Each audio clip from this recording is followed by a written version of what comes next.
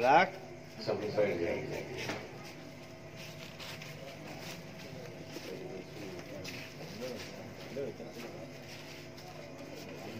लकल हम्द या अल्लाह, अस्सलातु वस्सलामु अलैका या रसूल अल्लाह, अम्मा बाद। कहाँ इमरान चालू कर दो। कहाँ चालू है? चालू है ना रिकॉर्डिंग का। अच्छा जी नीचे देख रहे हैं। अऊज़ु बिल्लाहि मिनश शैतानिर रजीम, बिस्मिल्लाहिर रहमानिर रहीम। क़ाल अल्लाहु तबारक व तआला फ़ी शानि हबीबिहिल करीम, इन्नल्लाहा व मलाइकतहु युसल्लूना अलन नबी, या अय्युहल्लज़ीना आमनू सल्लू अलैहि व सल्लिमू तस्लीमा। सल्लल्लाहु अलैहि नबिय्यिल उम्मी व आलिहि सल्लल्लाहु तआला अलैहि वसल्लम। सलातु व सलामुन अलैका या हबीबी या करीमी या मुहसिनी या रसूल अल्लाह सल्लल्लाहु तआला अलैहि वसल्लम। सरकार दो आलम मुजस्सम शाह आदम व बनी आदम नबी मुकर्रम नबी मुहतशम सल्लल्लाहु तआला अलैहि वसल्लम पर दुरूद सलाम पढ़ने की बेशुमार फज़ाइल में एक फजीलत ये भी है। आका इरशाद फरमाते हैं, क़यामत के दिन क़यामत की घबराहट, क़यामत की तकलीफ, क़यामत की आज़माइश, क़यामत की तमाम मुश्किलों से, हिसाब किताब से जल्दी फारिग होने वाला वो शख्स होगा जो दुनिया में मुतमल कसरत से दुरूद पढ़ा होगा। जी लगाकर मोहब्बत से दुरूद पाक पढ़िए। अल्लाहुम्मा सल्लि अला सय्यिदिना शफीअना हबीबिना मौलाना मुहम्मदिन बारिक व सल्लिम।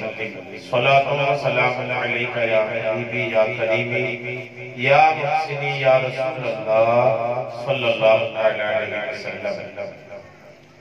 अल्हम्दुलिल्लाह, निकाह की महफिल में हम और आप बैठने की सादत हासिल कर रहे हैं।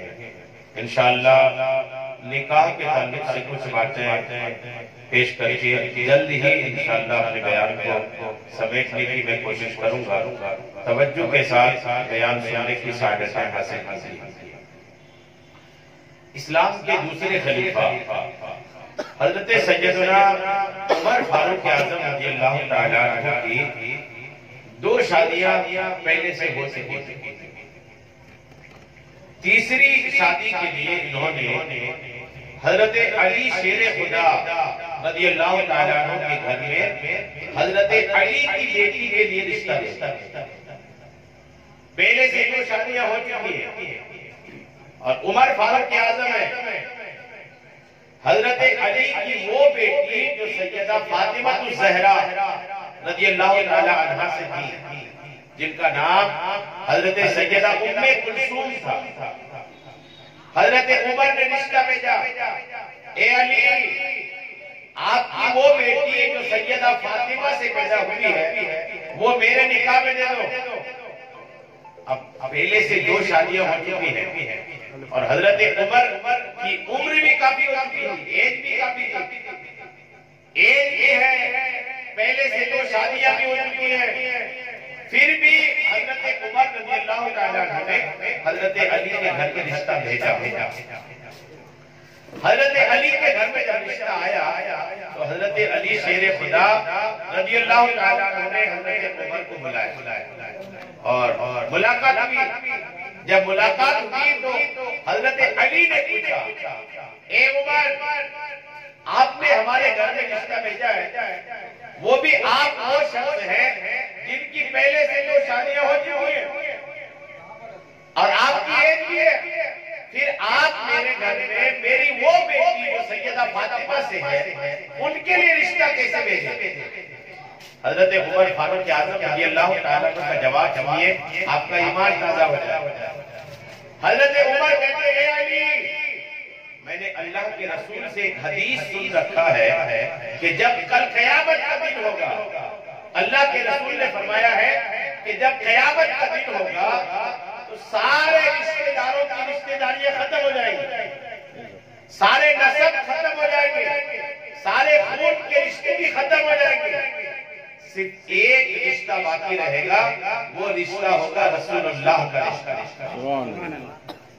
इस रिश्ते के अलावा सारे रिश्ते खत्म हो जाएंगे।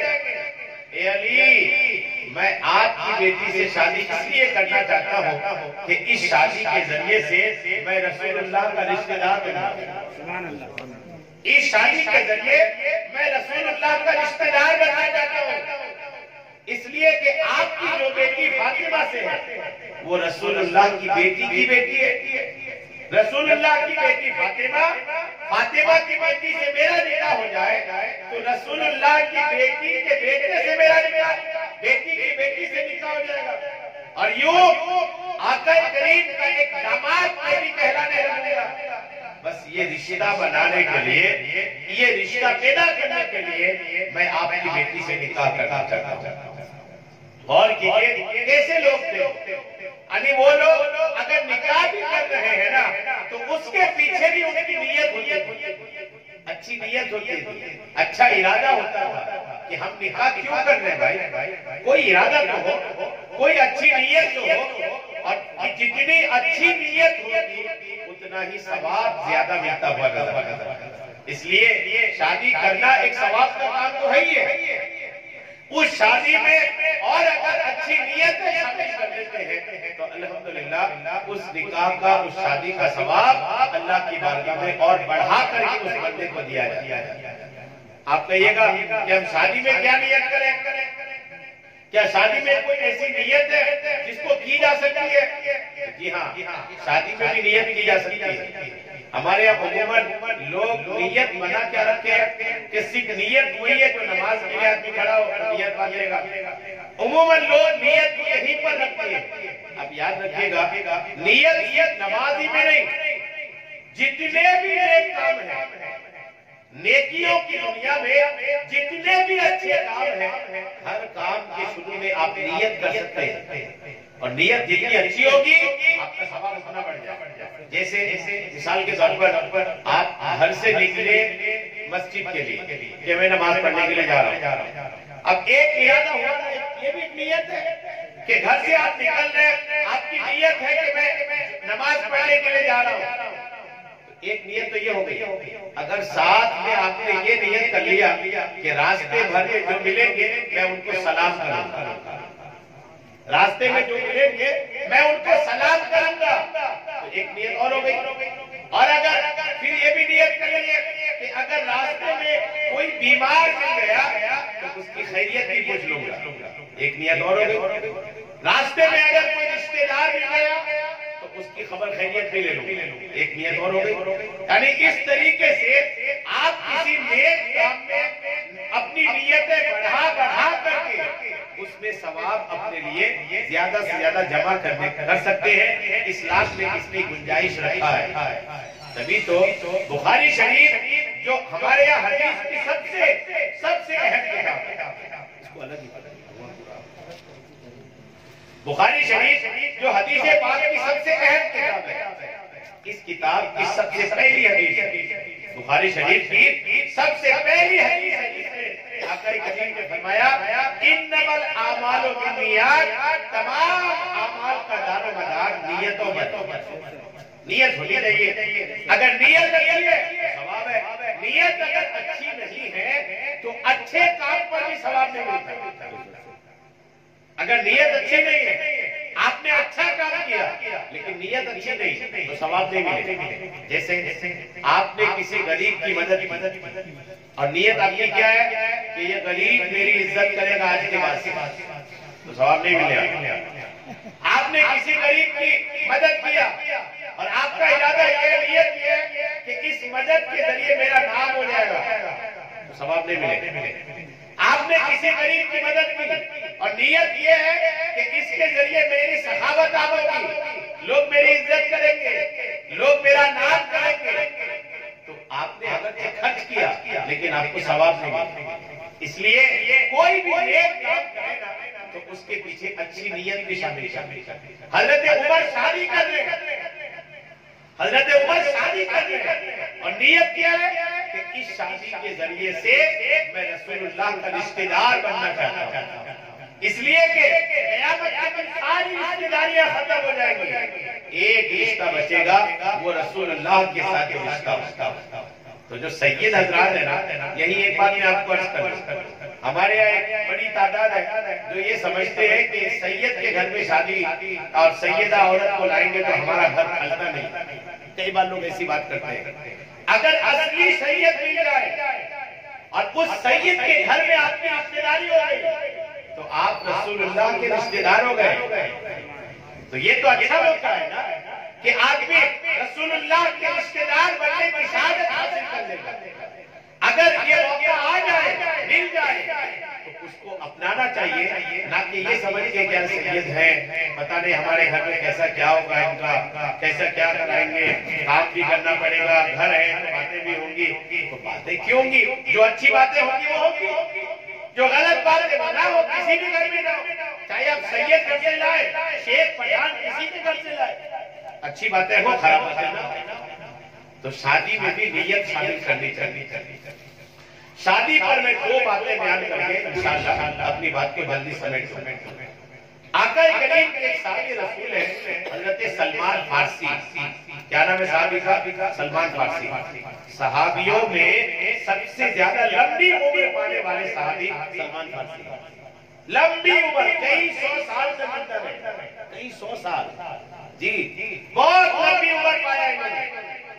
जब ये आका करीम अलैहिस्सलाम के पास आए, कुछ दिन आका करीम के पास रहे, इन्होंने आका करीम से दरखास्त किया, या रसूल अल्लाह मेरी शादी करवा दीजिए, या रसूल अल्लाह मेरी शादी करवा दीजिए। आका करीम अलैहिस्सलाम ने एक कबीला था जिसका नाम था कबीला बनी कुंदा। आका करीम ने कबीला बनी कुंदा के एक लड़की से इनकी शादी करा दी। शादी हो गई। शादी के बाद क्योंकि सलमान फारसी जो थे ये मदीने के नहीं थे, बाहर से आए थे, इनका घर नहीं था यहाँ पे, तो ससुराल में ही इनकी शादी की पहली रात का इंतजाम हो। शादी की पहली रात है। सलमान फारसी रज़ियल्लाहु ताला अन्हु सहाबी रसूल है। सहाबी किसको बोलते हैं? सहाबी उस मुसलमान को बोलते हैं जिस मुसलमान ने अल्लाह के रसूल को देखा और देख कर ईमान लाया, या देखा नहीं लेकिन हुजूर के साथ रहा। जैसे अंधा है तो अंधा तो देखा नहीं ना, हुजूर के कई सहाबी नाबीना भी है तो वो देखा नहीं लेकिन हुजूर के साथ रहे तो वो भी सहाबी। सलमान फारसी की शादी हो गई। जब गए अपनी बीवी के पास कमरे में, तो जैसे ही जा रहे थे ना अपने आका के पास से, तो कुछ दोस्त इनके साथ हो लिए। आज इनकी शादी की पहली रात है, दोस्त साथ हो लिए। जब ये ससुराल के घर के दरवाजे पर जैसे गए ना, जैसे ही गए तो अपने दोस्तों को कहा बस अब आप यहीं से चले जाइए, हो गया, अब अंदर नहीं जाना आपको, आप यहीं से अपने अपने घरों को चले जाइए।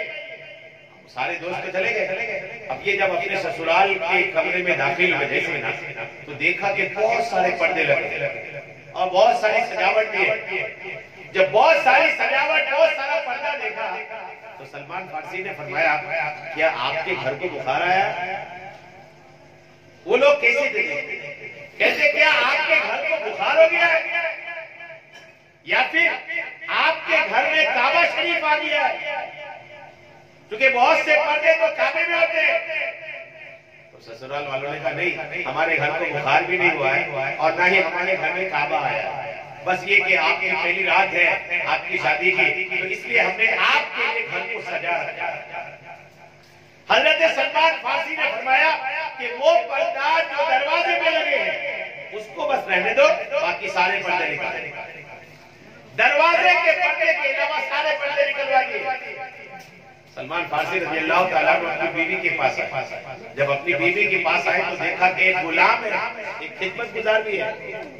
सलमान फारसी ने कहा ये खिदमत गुजार, बोले आपके ससुराल की तरफ से आपको मिला है, आपकी खिदमत करेंगे। सलमान फारसी ने कहा सुनिए, मैं रसूलुल्लाह के साथ रहा हूँ, रसूलुल्लाह का फरमान है शादी करो तो ससुराल से बीवी मत लो, ये क्या खिदमत गुजार, एक के साथ एक फ्री, इसको भगाओ, खिदमत गुजार नहीं हो ना। फिर जब अपने खास कमरे में गए तो देखा बहुत सारा सामान लिए। पूछा ये इतना सारा सामान किस चीज का? जो बोले आपकी और आपकी बीवी की जरूरत का है। तो सलमान फारसी ने वहां एक जुमला कहा था जो आज के खानदान के झगड़ों की पता देता है कि लोगों के घरों में झगड़े क्यों होते। सलमान फारसी ने कहा ये सामान भी नहीं होना। क्यों नहीं होना? सलमान फारसी कहते हैं कि मैंने अपने नबी से सुन रखा है, नबी ने फरमाया है कि अगर बीवी के साथ साथ बहुत सारा सामान लोगे तो बीवी तुम्हारी नाफरमानी करेगी। आका फरमाते अगर शादी के साथ बहुत सारा दहेज लोगे तो बीवी तुम्हारी नाफरमानी करेगी। और आगे फरमाया कि उस नाफरमानी का गुनाह भी शौहर को, औरत को तो होगा ही, औरत फ्री नहीं है, औरत को तो होगा ही, साथ में शौहर को भी होगा कि ये जो नाफरमानी कर रही है ना, ये इस वजह से कर रही है कि आपने बहुत सारा इसके घर से सामान लाया। नाफरमानी करेगी ना, जैसे मान लीजिए 50,000 का एक पलंग है, 20,000 की एक अलमारी है, यानी कीमती कीमती सामान।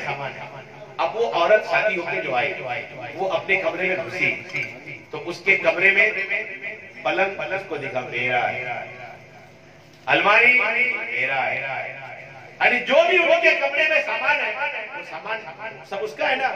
अब वो तो जब देखेगी कि सारा सामान मेरा ही है तो राज मेरा होगा जी, सारा सल्तनत मेरा, हुकूमत किसी और की है ना, जमीन मेरी, सारा सामान मेरा, इस्तेमाल का सब कुछ मेरा, हुकूमत किसी और की। अब जब वो हाकिम बनने की कोशिश करेगी तो नाफरमानियां होगी। अब जब रात गुजर गई, बात की पते की सुनिए, जब रात गुजर गई आप हजरत सलमान फारसी अपनी बीवी के पास गए और बीवी के पास जाकर पेशानी में हाथ, कहाँ हाथ रखे? पेशानी। और पेशानी में पहली रात की बात कर रहा हूँ, पेशानी में हाथ रखने के बाद सलमान फारसी कहते हैं कि ए मेरी शरीके हयात, जो मैं कहूंगा वो मान लोगी? उन्होंने कहा बेशक, आप मेरे शौहर हैं, आप जो कहिएगा मैं मानूंगी। सलमान फारसी ने कहा कि मैंने रसूलुल्लाह को फरमाते हुए सुना है कि जब कोई पहली रात को अपनी बीवी के पास आए, अल्लाह की मिलकर के दोनों अल्लाह की इबादत करें। क्या तुम चाहती हो कि हम अल्लाह की इबादत करें? उन्होंने कहा बिल्कुल, आप जो कहिएगा। तो ये उठे, दोनों मियां बीवी अल्लाह की इबादत में लगे और जब तक रब ने चाहा इबादत किया उसके बाद ज़ौजियत का हक अदा किया। अल्हम्दुलिल्लाह। गौर कीजिए कैसे लोग थे। अब आखिरी बात यमन में एक बंदा था, मुल्क यमन में, वो मुल्क यमन में रहते थे, बहुत गरीब आदमी। आका के दौर की बात है, हुजूर के दौर की किस्सा कहानी नहीं है, हुजूर के दौर की बात। यमन में रहते थे, इनका घर नहीं था, कोई इनके रिश्तेदार, माल दौलत कुछ भी नहीं था। यहाँ तक कि ये जंगल में रहते थे, पानी जो बरसता था या जंगल के नाले वगैरह में जो पानी था वो पीते थे और जंगल के दरख्तों के फल पत्ते वगैरह खाते गुजारा करते थे। पहनने का इनके पास सिर्फ एक ही कपड़ा था, कोई बिछोना, कोई ओढ़ना कुछ नहीं था। ये पत्थर का तकिया बना के सोते थे, खुली जमीन में सोते थे। ये इनका यमन में जब ये रहते थे तो इनका रहने का अंदाज था, गरीब थे। इनको यमन में खबर लगी कि मक्का शरीफ में एक आदमी ने नबूवत का ऐलान किया है। शहर मक्का में एक आदमी ने अपने आप को नबी कहा है। अब जो गरीब आदमी था, जो ऐसी हालत में रहता था नौजवान, उनको जब खबर लगी कि मक्का शरीफ में एक आदमी ने खुद को नबी कहा है तो उनका इरादा बना कि उनसे मिलना चाहिए। फौरन तैयारी हुई, सारा कुछ तैयार किया, मक्का शरीफ आए, हुजूर के पास आए, हमारे नबी के पास आए। जैसे हमारे नबी के पास आए, नबी से गुफ्तगू किया, जैसे गुफ्तगू किया ना तो आका की गुफ्तगू इतनी अच्छी लगी कि अल्हम्दुलिल्लाह कलमा पढ़कर दाखिल इस्लाम, मुसलमान हो गए। अब आका करीम ने उनको, जितने भी गरीब लोग उस वक्त आते थे ना, तो मस्जिद नबवी में एक चबूतरा था जिसको अस्हाब सुफ़ा का चबूतरा कहा जाता है। हुजूर वहां उनको रहने के लिए देते थे। गरीब लोग होते थे, किसी के यहाँ से कुछ आ जाता था तो खा लेते थे, नहीं तो वही हुजूर के पास रहते थे। जब वो सहाबी जो यमन से आए थे, जो गरीब आदमी ना, ये एक दिन अचानक हुजूर के पास आए, कहने लगे या रसूल अल्लाह मेरी शादी करा दी, या रसूल अल्लाह मेरी शादी करा दीजिए। आपका ने फरमाया क्या है तुम्हारे पास? शादी करोगे, एक औरत की जिम्मेदारी होगी, क्या है तुम्हारे पास? उन्होंने कहा या रसूल अल्लाह मैंने कुरान शरीफ की 4 सूरह याद किया, दौलत ये है मेरे पास। क्या है मेरे पास? मैंने कुरान पाक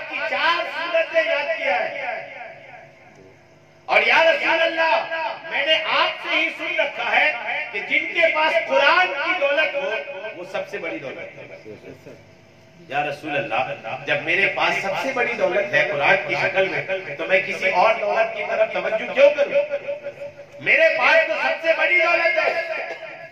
आका करीम ने फरमाया तुमने बिल्कुल सच कहा, बेशक तुम्हारे पास दुनिया की सबसे बड़ी दौलत है। आका ने फरमाया चलो मैं तुम्हारी शादी करवा देता हूँ। आका करीम अलैहिस्सलाम ने एक कबीला था, जिस कबीला का नाम था कबीला बनु सलमा। क्या नाम था? कबीला बनु सलमा।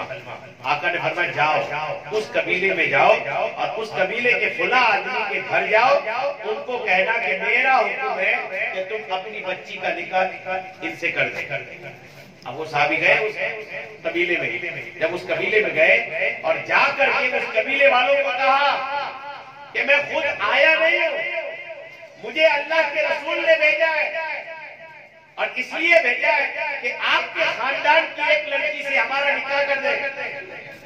जब आका का यह हुक्म सुना, अल्लाह के नबी का ये बात सुना, तो वो कैसे मुसलमान बन देंगे? उन्होंने ये नहीं पूछा कि खानदान कौन सा है, ये नहीं पूछा कि कमाता कितना है, ये नहीं पूछा कि घर कैसा है, ये नहीं पूछा कि पूंजी कितनी है, ये नहीं पूछा कि जमीन जायदाद कितना है, कुछ नहीं पूछा। रसूलुल्लाह ने फरमाया है चलो मेरी बेटी हाजिर है, तुम्हारे निकाह में कर। शादी के लिए अपनी बेटी को लेकर हुजूर के पास आए, पैगंबर इस्लाम के पास आए। आका करीम ने शादी कर दिया, निकाह हो गया। जब निकाह हो गया, निकाह हो जाने के बाद ये साहबे रसूल का भीड़ नहीं रात का इंतजाम उनके ससुराल गए, उनके कमरे में दाखिल हुए तो देखा कि कालीन बिछी है। क्या बिछी है? कालीन बिछी है और चिरागा भी है, रोशनी भी है, सारा इंतजाम है ऐसे इज्जत का। जब ये अपने कमरे में गए, कालीन देखा, रोशनी देखी, नरम बिस्तर देखा, सारा कुछ जब इंतजाम देखा ना तो खड़े हो, बिस्तर में गए भी नहीं, कमरे के गेट के पास ही खड़े हो और कालीन को देखकर याद किया कि मैं तो बिना चप्पल के यमन के जंगलों में घूमता फिरता, आज मेरे लिए कालीन बिछी है। थोड़ा आगे गए तो देखा बहुत नरम बिस्तर है, नरम तकिया है। याद आया कि मैं तो यमन के जंगलों में पत्थर के तकिए में सोता है, आज यहाँ पर ये नरम तकिए, नरम बिस्तर। चिराग देखा खूबसूरत, कहने लगा मैंने तो यमन के जंगलों में अंधेरे में सोया है, आज यहाँ चिराग का इंतजाम है। रोने लगे और अपनी बीवी के पास जाकर के कहा मुझे इजाजत दो कि ये जो अल्लाह की नेमतें मेरे लिए हाजिर है, मैं इसका शुक्रिया अदा करना चाहता हूँ, मैं इन चीजों का शुक्रिया अदा करना चाहता हूँ। अब शुक्रिया कैसा अदा करना? आजकल थैंक्स चल पड़ा, कोई किसी को कुछ किया थैंक्स नहीं तो शुक्रिया, बस हो गया। आदमी इतने तक समझता है बस शुक्रिया बोल दिया बात काफी है, आगे कुछ नहीं। ऐसा नहीं, शुक्रिया का मतलब सिर्फ थैंक्स नहीं है, शुक्रिया का मतलब सिर्फ शुक्रिया बोलना नहीं है। शुक्रिया का मतलब ये कि आपके लिए किसी ने कुछ किया है तो आप हर वक्त तैयार रहें कि जब आपको मौका मिले तो आप भी उसके लिए कुछ करिएगा। शुक्रिया का मतलब अमली है, किसके लिए? सिर्फ थ्योरी नहीं है कि बोल के फुर्सत हो गए। शुक्रिया का मतलब आदमी अमली तौर पर, प्रैक्टिकली तौर पर आपके लिए कुछ किया है तो आप भी उसके लिए कुछ करने का मौका तलाशें। अब ये शुक्रिया कहने वाले, अल्लाह तेरा शुक्र है ये कहने वाले लोग बस तो नहीं थे। उन्होंने अपनी बीवी से कहा चलो नमाज पढ़ो, नमाज पढ़ने के लिए मुसल्ला बिछाया। शुक्रिया ये है प्रैक्टिकली, अल्लाह तेरा शुक्र है ये भी ठीक है, लेकिन अल्लाह तेरा शुक्र है कहने के साथ साथ आदमी अल्लाह की बारगाह में पेशानी झुका करके भी शुक्रिया करे। आपको कोई नेमत मिली तो आप मुसल्ला बिछाकर 2 रकात नमाज पढ़िए। असल शुक्रिया ये है, अल्लाह ने कोई काम दे दिया, दौलत दे दी, इज्जत दे दी, शोहरत दे दी, तो उसका असल शुक्रिया ये है कि आप अल्लाह की बारगाह में अपनी पेशानी को झुकाइए, सजदे कीजिए, नमाज पढ़िए, तो जाके असल शुक्रिया अदा होगा। अब वो साहबे रसूल अपनी बीवी को कहा चलो नमाज पढ़ते हैं, 2 रकात पढ़े। 2 रकात पढ़ने के बाद भी दिल भरा नहीं, अभी दिल भरा नहीं, 2 रकात और पढ़े, अभी दिल भरा नहीं, पता ना कि नहीं बस ये बस वहां था ही नहीं, वहां दिल भर नहीं रहा। क्यों? शुक्रिया खुदा का कर रहे हैं। जी खुदा का शुक्रिया अदा करना। आदमी जिससे मोहब्बत करता है ना वहां बात पूरी नहीं होती। आदमी अपने बच्चे से मोहब्बत करता है तो क्या मोहब्बत कभी खत्म हो जाती है? बच्चे को लिया, प्यार किया तो थोड़ी देर बाद लगता है क्या हो गया, ऐसा होता है क्या? नहीं होता, पूरा नहीं होता। वो मोहब्बत की प्यास बरकरार रहती है, वो प्यास खत्म नहीं होती। औलाद है कि औलाद के से आदमी कभी उबता नहीं है, हो गया बस, ऐसा नहीं होता ना। वैसे ही औलाद, जिस औलाद से हम मोहब्बत करते हैं वो औलाद भी तो खुदा ने दिया है। इससे ज्यादा मोहब्बत तो खुदा से होनी चाहिए ना। तो खुदा की बारगाह में आदमी उबेगा नहीं उबना चाहिए। वो साहबे रसूल उब नहीं रहे। 2 रकत पढ़ा अभी नहीं, 2 रकत पढ़ा और 2 रकत पढ़ा और किताबों में लिखा है कि फजर तक नमाज कहां तक पढ़ते रहे? फजर तक। शुक्रिया अदा करना। हम लोग का क्या, हम लोग को तो बड़ी बड़ी उपलब्धि मिल जाती है, एक सजदा करने को तौफीक, बड़ी बड़ी उपलब्धि मिल जाती है। आदमी शादी कर लेता है, नौकरी लग जाती है, आदमी को क्या क्या नहीं हो जाता, लेकिन शुक्राना किसने अदा किया? शुक्राने के तौर पर नमाज पढ़ने का तो चलन ही खत्म हो गया। पहले यही था, पहले चलन जो था ना मुसलमानों में शुक्राने के तौर पर सजदे का चलन। कहीं से अच्छी खबर आई तो सर सजदे, पेशानी सजदे में नमाज पढ़ी, ये चलन में था मुसलमान। अब तो मुसलमान बस ये हो गया कि मुसलमान है, बस किताबों में क्या मुसलमान है, फील्ड में क्या मुसलमान है, इसमें बहुत फर्क होता है। और इसी फर्क की वजह से परेशानियां। मुसलमान ऐसा मुसलमान हो जो किताबों में, तो जाके अल्हम्दुलिल्लाह मजा आ जाएगा, फिर सुकून भी होगा, चैन भी होगा, अल्लाह दौलत भी देगा, इज्जत भी देगा, शोहरत भी देगा। और ये सब कुछ तब होगा जब आदमी किताब का मुसलमान फील्ड में नजर आएगा। किताब में कुछ है, फील्ड में कुछ है। तो बहरहाल निकाह के ताल्लुक से मैं जो अर्ज कर रहा था ना कि ये दोनों सहाबी का जो वाकया मैंने सुनाया, ये दोनों सहाबी निकाह को इंजॉय नहीं, हमारे निकाह को इंजॉय पार्टी बना ली। शादी बार बार थोड़ी होती है, जैसे कई सारे काम शादी में गलत होते हैं जो नहीं होना चाहिए, इस्लाम इसकी इजाजत नहीं देता है। आप अगर मना करो ना तो बोलते अल्लाह शादी बार बार थोड़ी होती है, एक बार तो होती है, एंजॉय कर लेने दीजिए। तो आदमी मरता भी एक बार ही है, ये भी तो याद रहे ना, मरता भी एक ही बार है ना, मरने के बाद जिंदगी का मौका तो नहीं मिलता, मरता भी एक ही बार है। और मरने के बाद दोबारा जिंदगी भी नहीं मिलेगी कि जाओ ठीक है जाओ थोड़ी सी मिल गई तुमको, जाके अच्छे काम कर लो, नहीं, मौत भी एक ही बार आती है। जिस तरह शादी एक बार होती है ना, तो मौत भी एक बार आती है। इसको याद रखना चाहिए कि मौत का वक्त जब आ जाता है ना, कोई मोहलत भी नहीं मिलती, बस मौत आई बंदे को जाना पड़ता है। इसलिए मौत को भी तवज्जो में रखनी चाहिए। खुशी के लम्हे में गुनाहों भरे एंजॉय करने की वजह से शादियों का रिजल्ट खराब हो गया। शादियों का रिजल्ट खराब हो ही गया। शादी के बाद घर का टूटना किस में नहीं, यहाँ तक कि इसमें तो कोई मजहब भी नहीं बचा।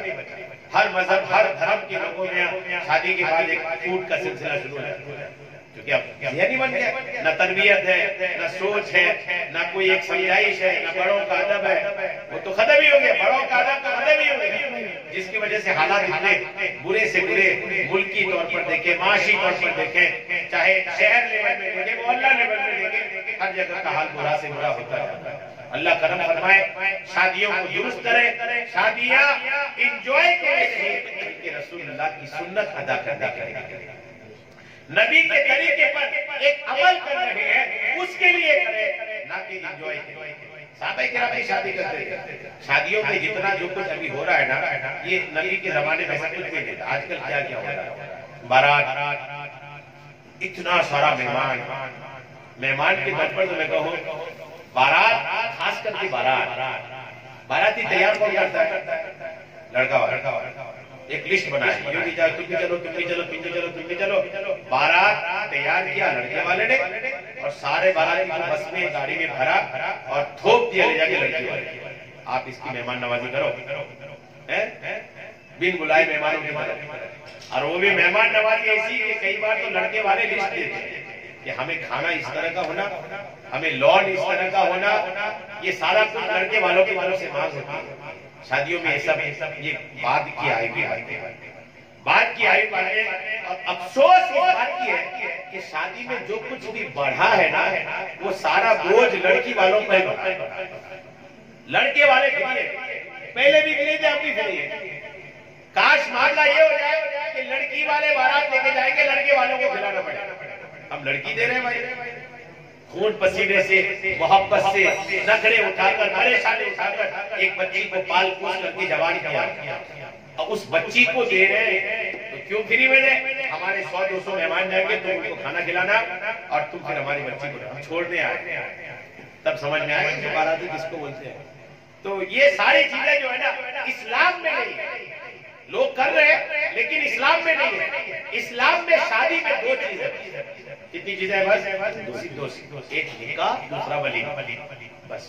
तीसरी कोई चीज, चाहे हल्दी को ले लें आप, चाहे आप इतने सारे बाराती ले लें, चाहे ढोल तमाशा ले लें, बाजा ले लें, जो कुछ भी होता है ये लोगों ने ऐड किया है, इस्लाम में नहीं।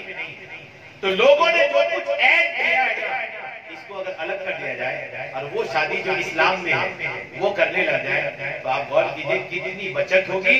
और लड़की की पैदाइश पर लोग जो गमगीन हो जाते हैं, लड़की की पैदाइश की वजह से एक बाप के सर में जो टेंशन होता है, जब लड़की पैदा हुई अब इसको तो दहेज भी देना है, शादी भी करनी है, ये सारा टेंशन खत्म हो जाएगा। तो फिर लड़कियों की हत्या भी बंद हो जाएगी। जी, वो तो अल्लाह का शुक्र है, हुकूमत ने फोटोग्राफी पे पाबंदी लगाई कि आप पता नहीं कर सकते कि पेट में बच्चा है कि बच्ची है। अगर वो पाबंदी नहीं लगती ना तो लड़कियों की पता नहीं कितनी कमी हो जाती। जी, लड़कियों की पैदाइश से लोग उतना दिली तौर पर खुश नहीं होते। पहली दूसरी में शादी हो जाए, लेकिन दो के बाद अगर हो गया ना, कई बार तो अगर किसी से पूछो कितनी बेटी आपकी, तो 3 है।